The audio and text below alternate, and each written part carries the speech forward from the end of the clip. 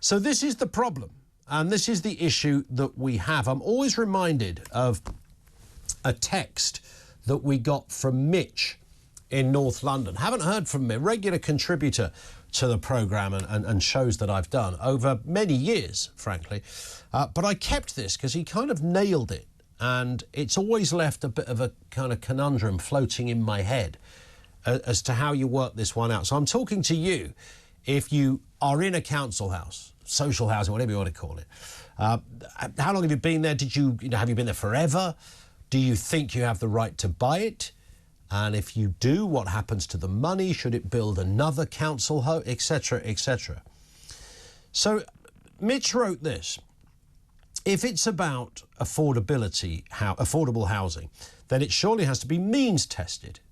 This is true. And if it's means tested, there's never an incentive to better yourself and move on. Because, of course, if you said, well, you're entitled to a council house if you earn 18 grand a year or less, well, what happens when you go over the 18 grand? Do you give up the council house? You might go back under it. Except you could say, well, I'm never going to ever get a job or have to earn more money because I'll lose my house if I do it. So if it's about affordable housing, it has to be means tested. If it's means tested, there's never an incentive to better yourself and move on, he says. The government are trying to wrestle with this, and already the cracks are showing. And it's true, they really are, aren't they? They are showing. And they are suggesting that council tenants will have to pay tens of thousands of pounds more to buy their homes under a clampdown designed to slow the sell-off of social housing. Discounts on the sale of council houses will be slashed within weeks, with ministers considering further restrictions like requiring people to have lived in their homes for years longer if you want to qualify for some kind of discount. The discount was removed significantly under Tony Blair. It was reinstated a bit under David Cameron. Now it's going to go back again. Restricting the right to buy for newly built council houses is also being considered as ministers try to prevent so many homes from moving into the private sector and being therefore flipped at a profit. I kind of get that. Downing Street said the policy would not be scrapped, despite pressure from housing campaigners to end the right to buy to boost the council house numbers. Mr Starmer's spokesman insisted ministers backed the principle of the right to buy. We support the policy, he said. We remain very clear that the right to buy remains an important route for council housing tenants to be able to buy their home. I'm always reminded of that famous line in... they touch on this, don't they, in an episode of Only Fools and Horses. Do you remember that, when Del Boy wants to buy the flat? And Rodney's very much against it. Rodney's a bit of a socialist in this respect. And Del Boy comes out with something like, we've lived here, for 30 years or whatever, Rodders, and we don't own a single brick. And when he put it like that, I thought, yeah, that kind of makes sense. So back to Mitch's email. He says, the principle of social housing just doesn't work because there's no fair, practical way of deciding who gets it. If access to social housing is means tested, then there is no incentive for anybody living in social housing or even looking to live in it to get a better job or seek a promotion, because any improvement in their financial position puts their social housing entitlement at risk. He says if it's not means tested, then anyone who owns a house can sell it, buy a Lamborghini and a villa in Spain, then rent a nice little two-bedroom council flat in Chelsea for £100 a week. Good point. You wouldn't get that now.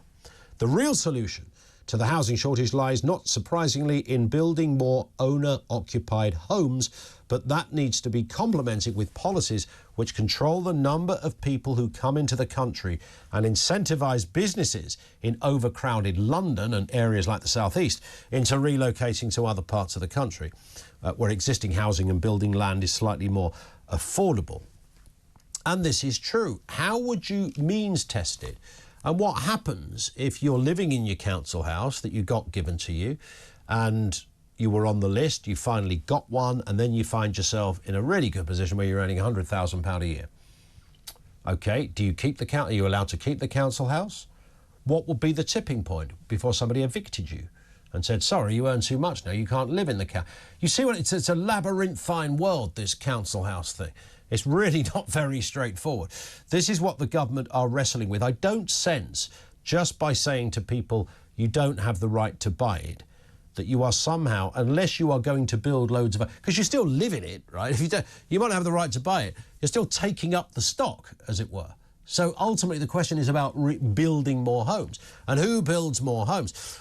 So it's complex, but you've probably been there yourself. I was there as a kid, grew up in a council house. It wasn't until I was about 16 that loads of people around us, you know, once that right to buy thing really kicked in, loads of people around us were buying council homes, and anyone that's lived on a council estate will identify with this because you could spot them because immediately the house got painted a very different colour, or a little porch was put on the front, or double glazing windows went in. Do you remember those aluminium silver ones?